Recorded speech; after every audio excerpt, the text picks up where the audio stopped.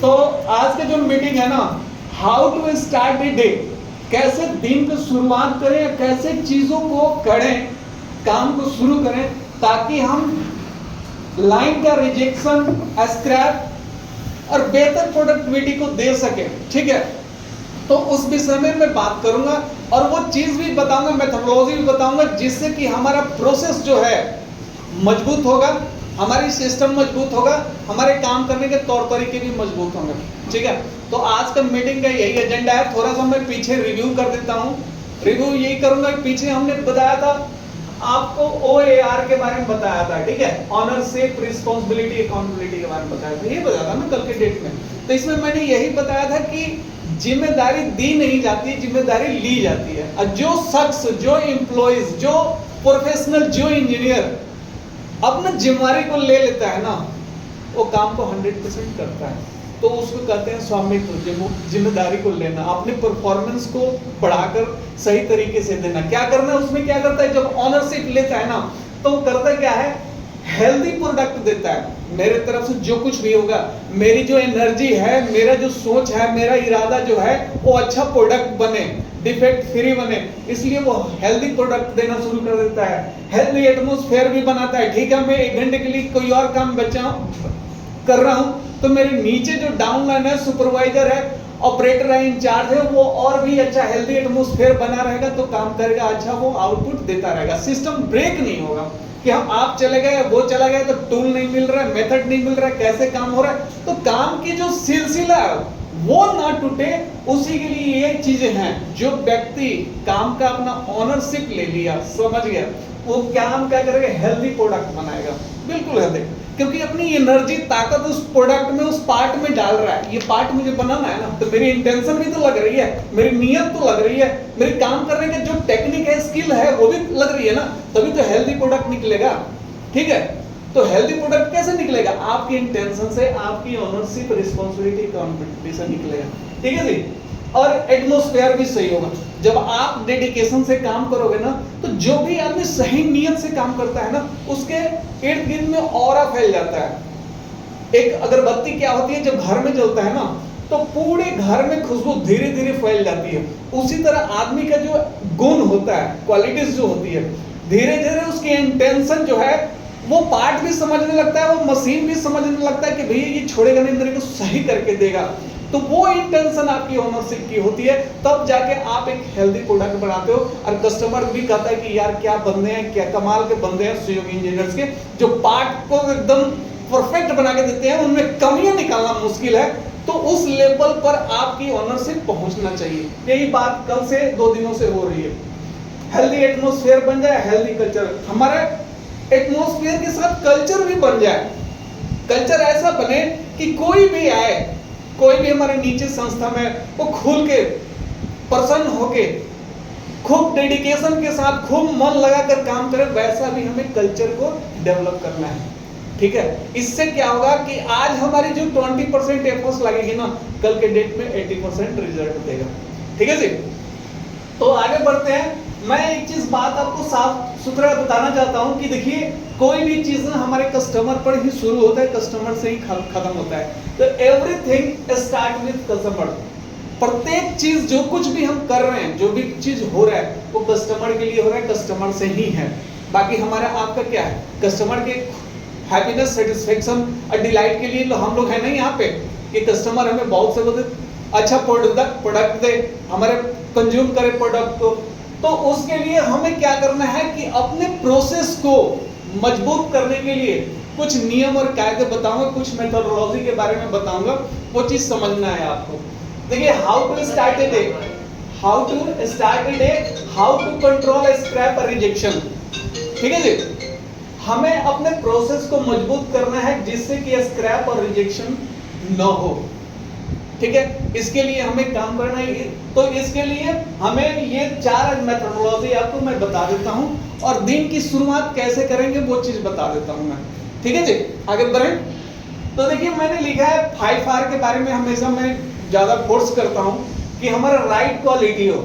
अगर हम सही काम कर रहे हैं तो राइट क्वालिटी हो, राइट क्वांटिटी हो, राइट टाइम पर डिलीवरी हो, राइट प्लेस पर हो और राइट प्राइस पर हो। हमारा ये इंटेंशन रहे हमेशा। हमारा इंटेंशन क्या है, मेथोडोलॉजी क्या है, सिद्धांत क्या है, हमारा प्रिंसिपल क्या है काम करने का। हमारा प्रिंसिपल यही है कि हमारा जो प्रोडक्ट हो राइट हो, गुणवत्ता उसकी सही हो, जितना हमारा कस्टमर मांग रहा है उतना उचित क्वांटिटी हो, और राइट टाइम पर समय पर हमारा डिलीवरी हो, डिलीवरी फेल ना हो, और सही जगह पर हो, जहां जाना उसको जिस प्लेस पर जाना है वहीं पर जाए, और सही प्राइस पर जाए। तो ये आपकी 5R है। 5R को हमेशा हमें ध्यान में रख के काम करना है, ठीक है जी। दूसरी बात आपको 5S भी बताया। 5S हमारा ऐसा चीज है ना जो कॉस्ट को मिनिमाइज करता है, हमारी मोरल को बढ़ाता है, क्वालिटी को बढ़ाता है, और सेफ्टी को इनहेंस करता है। सेफ्टी सुरक्षा को बढ़ाता है, गुणवत्ता सही करता है, लागत में कमी करता है, और समय पर डिलीवरी कराता है। तो 5S बहुत ज्यादा इंपॉर्टेंट है हमारे वर्क प्लेस पर। 5S बिल्कुल होना जरूरी है, जिसमें मैंने आपको कल नीचे भी बताया था कि हमें सॉर्टिंग करना है, छटाई कर देनी है, अनावश्यक चीजों को हटा देना है। दूसरा सेट इन ऑर्डर करना है, छटाई करने के बाद जो चीज लगता है उपयोग का है वो पास में रखना है, नहीं तो उसको अलग कर देना है। सेट इन ऑर्डर करके उसको चमकाना है, साइन करना है, उसको साफ सुथरा भी रखना है। ऐसा ना कि रख दिया हटा के वो गंदा हो रहा है, धूल मिट्टी खा रहा है, जंग खा रहा है, तो वो चीजें नहीं होना चाहिए। और एसेंड्राइज का मतलब होता है ये 3 चीजें जो ऊपर कर रहे हैं उसको लगातार रिपीट करता रहे। और ये जो चीजें हैं सस्टेन का मतलब कहता है ये नियमित रूप से होते रहना चाहिए। ये अक्सर देखने में तो बहुत छोटा सा लगता है, लेकिन बहुत सारी कंपनियां इसको अडॉप्ट करने में, सुचारू रूप से काम करने में फेल हो जाती है। तो ये चीज हमें अडॉप्ट करना है। उसके लिए ना मैंने एक टैग बनाया जो आपसे शेयर कर दूंगा।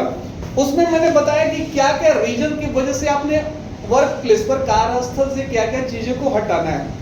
ऑब्सोलीट को हटाना है, डिफेक्ट को हटाना है, स्क्रैप हटाना है, नॉट इन लोकेशन बेमतलब का कोई चीज पड़ा हुआ है, क्यों पड़ा हुआ है, अननेसेसरी चीज को हटाना है, मिक्सअप को हटा देना है, अनआइडेंटिफाई को हटा देना है, और उसका रीजन जो है लिखना है कि क्यों हम हटा रहे हैं, ठीक है।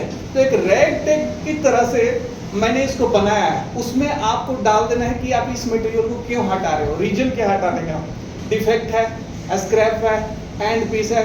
तो एक टैग डाल के हाँ जी ये पार्ट मेरे एरिया में यूज का नहीं है, इसका प्रॉब्लम ये है जिसके कारण से मैं इसको हटाना चाहता हूँ, इसलिए तो एक टैग मैंने डिजाइन किया है, ठीक है। आपको कुछ नहीं करना है, इनमें 5-6 में जो भी रीजन हो उसको टिक लगा के और टारगेट दे के उसको हटा देना। हाँ जी ये मेरे लिए ठीक नहीं है, मेरे एरिया में यूजलेस है, बेकार है, तो इसको हमें फॉलो करना है, ठीक है।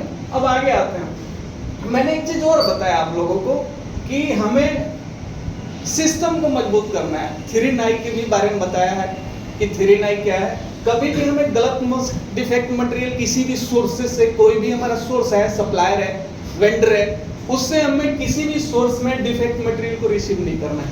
यदि हम गलत चीज लेंगे तो उसका परिणाम गलत ही निकलेगा। अगर इनपुट सही नहीं होगा तो आउटपुट सही नहीं होता है। हमेशा एक बात दिमाग में रहे कि अगर गलत चीज हम ले रहे हैं ना तो उसका परिणाम गलत निकलेगा, वो प्रॉब्लम भी क्रिएट करेगा। अगर गलत चीज आपने ले भी लिया और उससे गलत माल बना दिया तो उस गलत माल को बना के आगे की तरफ नहीं भेजना है, ठीक है जी। मालूम चल गया कि इस पार्ट का हार्डनेस कम है, जो रिक्वायर्ड आपकी हार्डनेस चाहिए, स्पेसिफिक रिक्वायरमेंट चाहिए कस्टमर का, वो नहीं है, हार्डनेस कम है, आपने उसको अंदर लिया, माल बना लिया, और वो माल अगर कस्टमर के पास जाता है तो क्या होगा, बहुत बड़े प्रॉब्लम क्रिएट होगी। तो हमें गलत चीज को लेना नहीं है, गलत चीज बनाना नहीं है। यदि हमने बना भी दिया तो कस्टमर एंड पर नहीं भेजना है। मैंने ये बातें बताई है आपको, ठीक है जी, क्लियर है यहाँ तक। अब बात आती है तीसरा 3G। अगर जो भी 3G कॉन्सेप्ट ऐसा है जो जापानी कॉन्सेप्ट है, कहता है इंजीनियर को चाहे इंचार्ज को ये कॉन्सेप्ट को फॉलो करना चाहिए। 3 का मतलब होता है जेम्बा। जेम्बा का मतलब होता है कि आप जहां पर प्रोसेसिंग हो रहा है, मैन्युफैक्चरिंग हो रहा है, उस प्रोसेसिंग पर फर्स्ट जी का मतलब कहता है कि रियल स्थान पर जाइए। आप बैठे बैठे, ये मेथोडोलॉजी ये कहता है कि बैठे बैठे कहीं से डिसीजन मत लीजिए आप, ठीक है। आप समस्या जहां पर रेंज होती है वहां पर आपको रियल जो प्लेस है जहां पर काम चल रहा है वहां पर आपको जाना है, ठीक है। उसके बाद दूसरा जी कहता है सी द रियल मैटर। जो मैटर क्या रेज हुआ है, क्या क्वालिटी का इश्यू रेज हुआ है, क्या टूल का प्रॉब्लम रेज हुआ है, उसको आप देखो सही से। और देखने के बाद तीसरा जी जो कहता है गिव द रियलिस्टिक आंसर, और उसका जो रियल आंसर है उत्तर है उसको आप दीजिए। तो एक कोई भी इंचार्ज हो इंजीनियर हो उसको 3G जरूर फॉलो करना चाहिए। करना क्या है कि बैठे बैठे डिसीजन नहीं लेना है, अपने जहां पर काम खराब हो रहा है बिगड़ रहा है वहां पर रियल स्थान पर जाना है, मैटर को देखना है, मॉनिटर करना है, सुपरविजन करना है, देखना है मैटर को बिल्कुल एक क्लोज आइज से चेक करना है कि एक्चुअल में हो क्या रहा है। उसके बाद जब पता आपको लगे कि प्रॉब्लम ये है तो उसका आप रियल आंसर दो, सही स्टिक आंसर दो ताकि वो प्रॉब्लम सॉल्व हो जाए। तो आपको ये 3G, 3-9, 5S, 5R ये जो 4 मेथोडोलॉजी मैंने बताया आपको, ये बिल्कुल समझिए कि रामबाण है। अगर आप इसको एडॉप्ट करते हैं ना, प्रॉब्लम मैं धरातल में घुसा दूंगा। जो भी प्रॉब्लम है ना वो धरातल में घुस जाएगी, प्रॉब्लम रेज ही नहीं होगी अगर ये 4 मेथोडोलॉजी के आप फॉलो करते हैं तो हमारा क्या कंट्रोल हो जाएगा, हमारा सेल्फ क्रैप हो जाएगा, रिजेक्शन कंट्रोल हो जाएगा, और हमारा हेल्दी भी प्रोडक्ट हो जाएगा, हेल्दी एटमॉस्फेयर भी हो जाएगा, एक हमारा हेल्दी कल्चर भी बन जाएगा। तो स्वस्थ और मजबूत सुदृढ़ हमारा संस्कृति बन जाएगा संस्था का, यदि हम इन मेथोडोलॉजी को फॉलो करते हैं। ठीक है, बाकी मैं एक चीज और बता रहा हूं, कुछ चीज मैंने लिखा है कि कैसे एक इंजीनियर को, कैसे एक इंचार्ज को काम शुरू करना चाहिए, क्या किन चीजों को फॉलो करना है। तो एक माइंड सेट होता है, जब हम कहीं चलते हैं अपने डेस्टिनेशन को ध्यान में रखते हैं ना कि मुझे सहयोगी इंजीनियर जाना है, आप जैसे तैसे कोई ट्रैफिक है तो भी आपकी चिंता एक ही चीज रहती है कि मुझे वहां पर पहुंचना है, टाइम पर पहुंचना है, 9 बजे पहुंचना है तो 9 बजे। तो उसी तरह जब भी हम अपने कार्य क्षेत्र में उतरे, काम पर उतरे, उस तरह अपने माइंड में कुछ चीजों को लेकर उतरेंगे तो हमारा जो काम होगा और ज्यादा इफेक्टिव होगा, ठीक है, प्रोडक्टिव होगा और हेल्दी भी होगा। तो मैं एक चीज लिखा हूं, बता रहा हूं आपको कि एवरीथिंग स्टार्ट विद कस्टमर। जो कुछ भी शुरू होता है संस्था में कस्टमर के हित के लिए होता है। तो I am committed to 0 sale loss. Sale loss को मुझे 0 करना है, ये मेरा कमिटमेंट है, मैं यहां पर आया हूं। 0 quality issue and 0 customer complain. क्या है, मैंने क्या दिमाग में रखा, दिमाग में ये रखा कि एवरीथिंग स्टार्ट विद कस्टमर। सब कुछ, जो कोई भी कुछ भी है हमारा कस्टमर ही है। मेरा कमिटमेंट क्या है कि 0 सेल लॉस, 0 क्वालिटी इशू और 0 कस्टमर कंप्लेन। ठीक है जी, पहला एक पॉइंट है। दूसरा पॉइंट है all customer are valuable for us. जितने भी हमारे कस्टमर हैं, चाहे वो 10 रुपए का हमें बिजनेस क्यों नहीं देते हैं, 20 रुपए का ही देते हैं, चाहे 1000 का देते हैं, all customers are valuable for us. उसकी पार्ट से हम वो नहीं करेंगे, उसको जेन्युइन पार्ट देंगे। जो उसकी स्पेसिफिक रिक्वायरमेंट है, पैरामीटर रिक्वायरमेंट है, उसको उसी लेवल पर देंगे, उससे कोई हम कॉम्प्रोमाइज नहीं करेंगे। All customer are valuable for us, चाहे हमारे से 10 रुपए के सामान क्यों ना। ठीक है, तीसरा पॉइंट करता आई हैव डिफेक्ट माइंडसेट। मेरा दिमाग है डिफेक्ट को कम करने वाला। डिफेक्ट मेरी दिमाग पसंद नहीं करता है, चाहे मेरी सेटिंग का हो, चाहे फर्स्ट अप्रूवल में हो, चाहे कहीं इन प्रोसेस पेट्रोलिंग में हो, मुझे डिफेक्ट नहीं चाहिए। हमारा काम मीन साइज में बनना चाहिए, हम डिफेक्ट नहीं बनाते हैं। ठीक है जी, आई एम, ठीक है जी, ऐसा बोलना है, आई हैव 0 डिफेक्ट माइंडसेट। पूरे संस्था का सभी लोग का ये दिमाग होना चाहिए कि 0 डिफेक्ट माइंडसेट होता है। आपको पता है एक मेथोडोलॉजी है 0 डिफेक्ट, इसको पढ़ाया जाता है। आगे बढ़ते हैं। रिवर का रिजेक्शन आर एनिमी। रिवर का रिजेक्शन जो है क्वालिटी का दुश्मन है। रिवर का रिजेक्शन जो है क्वालिटी का दुश्मन है। क्वालिटी का मतलब फर्स्ट टाइम राइट, एक बार में ही जो चीज सही हो जाए, फर्स्ट टाइम में जो चीज क्लियर हो जाए, उसी को क्वालिटी कहते हैं। ठीक है जी। और क्वालिटी डिपार्टमेंट क्या होती है, संस्था की आंख होती है। किसी भी, जिस तरह हमारे बॉडी का आइज है ना, उसी प्रकार किसी भी संस्था की अगर आंख की बात करें तो वो आत्मा जो होती है क्वालिटी डिपार्टमेंट होता है। ठीक है जी। Every day is new opportunity to do better.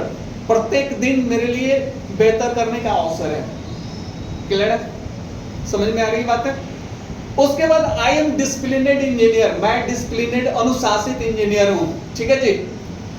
उसके बाद my vision and mission is very clear. मेरा विजन जो मिशन जो है वेरी क्लियर है। किसके लिए, पीक परफॉर्मेंस के लिए, अच्छा परफॉर्मेंस देने के लिए।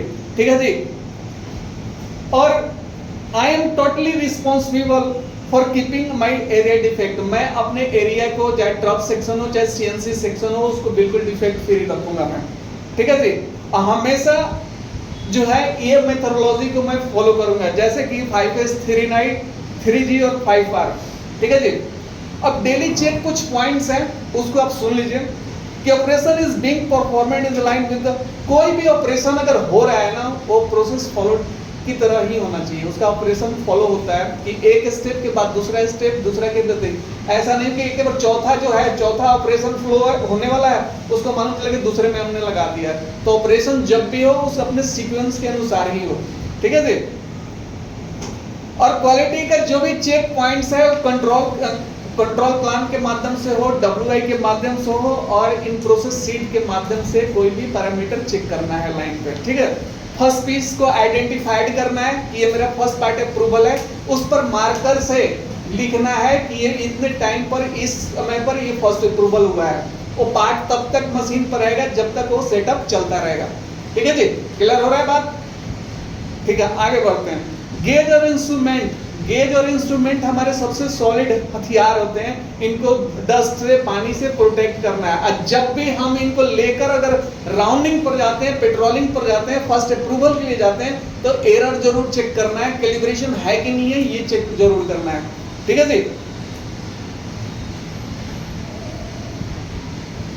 अब देखिए अबनॉर्मलिटीज का भी ध्यान रखना पड़ेगा। अबनॉर्मलिटीज का मतलब होता है कि कभी कभी किसी मशीन से ज्यादा साउंड आ रही है, किसी मशीन से तेल ड्रिप कर रही है, तो क्यों कर रही है, ये सारा चीज का भी हमें ध्यान रखना है, ठीक है जी।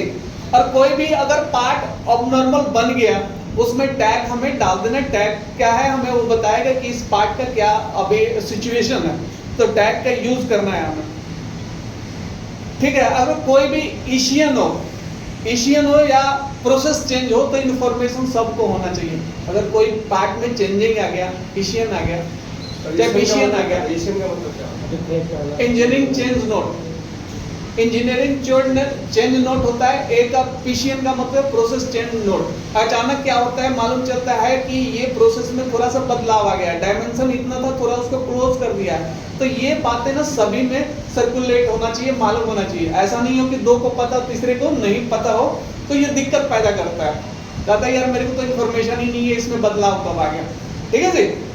आगे बढ़ते हैं।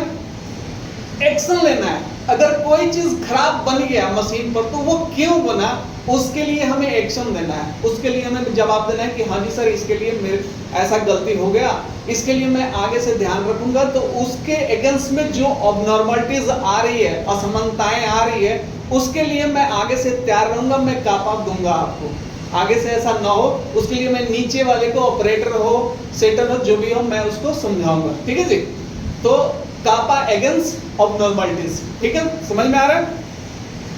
और प्रोडक्ट और प्रोसेस का जो चेक्स पॉइंट है विद इन लिमिट में होना चाहिए, मतलब विद इन स्पेसिफिकेशन में होना चाहिए। जो प्रोसेस का हो, वोल्टेज इस मशीन को कितना होना चाहिए, टेल स्टॉक का प्रेशर कितना होना चाहिए, फीड रेट कितना होना चाहिए, ये सारा चीज जो होना चाहिए वेरीफाई होना चाहिए प्रॉपर से, ताकि हमारा एक बहुत सारा चीज को मिलकर ना हमारा एक प्रोडक्ट बनता है। तो प्रोडक्ट समझो कि हमारा एक बेबी केयर है, बेबी केयर का मतलब हमारे घर में कोई नवजात बच्चा जन्मता है ना, तो उसको साल 2 साल तक ऐसे उसको हम सभी छूते भी नहीं है कि हमारे यहाँ छूने से उसको इन्फेक्शन हो जाएगा, उसको दूर नजर से भी, गहरी नजर से भी नहीं देखते क्योंकि लगता है कि इसको नजर न लग जाए। तो उसी तरह हमारा प्रोडक्ट है, प्रोडक्ट को हमें अपने बहुत संभाल के बचा के रखना है। अगर ये इंटेंशन से हम अपने प्रोडक्ट को देखने लगे ना तो प्रोडक्ट हमारा सही होगा। तो बेबी केयर की तरह प्रोडक्ट को रखना है, केयरना है। और जो भी अगर बाय द वे कोई कंप्लेन आता है कस्टमर से, तो सारे के सारे जितने भी हमारे एम्प्लॉइज हैं उनको सबको नीचे में भी पता होना चाहिए, भैया इस पार्ट में ये प्रॉब्लम आया है, इस पार्ट में ये प्रॉब्लम आई। Awareness to all for customer complain. अगर कस्टमर कंप्लेन आ गया, कस्टमर के ग्राहक का शिकायत आ गया किसी पार्ट में, तो ये अपने पास नहीं रखना है सूचना, हमें जितने भी नीचे वाले, क्योंकि देने वाले वही है ना, काम करने वाले वही है ना। हमारा क्या होता है, किसी से कुछ कह देना, उसके दिमाग में जाके वो बैठ जाता है, साइकोलॉजिकल वर्क करता है, ठीक है, कि हाँ जी इन्होंने बताया है कि इस पार्ट में प्रॉब्लम आया है। तो ये सारा चीजें ना हमें करना है, तब जाके हमारा प्रोसेस मजबूत होगा, सही होगा, ठीक है। तो आप लोग का पूरा मुझे कंट्रीब्यूशन चाहिए, सहयोग चाहिए। आज थोड़ा ज़्यादा टाइम ले लिया। कल मैं रिव्यू के बारे में बात करूंगा।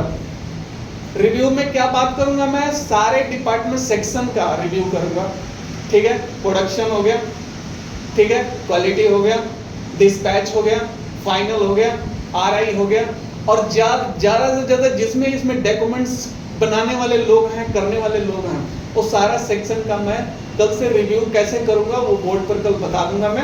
और उसके अकॉर्डिंग मुझे ना आप लोगों से टाइम चाहिए, ठीक है जी, कि आउटपुट आपका क्या रहा, आपका डिस्पैच का क्या प्लानिंग रहा, एचआर डिपार्टमेंट का प्लानिंग क्या रहा, उन्होंने ट्रेनिंग सही से दिया कि नहीं, उनके ट्रेनिंग शेड्यूल पर काम कहाँ तक चल रहा है, किसको कितना ट्रेनिंग देना है, किसको कितना अवेयर करना है प्रोडक्ट के बारे में, किसको प्रोडक्ट की अवेयरनेस देनी है, ये सारा का सारा चीज रिव्यू कल से शुरू करूंगा। लेकिन उसके लिए कल मैं एक सेशन होगा कि रिव्यू मुझे क्या क्या चीज करना है और कैसे करना है, इसके लिए आपको कितने लेवल पर आना है। ठीक है जी, क्लियर है?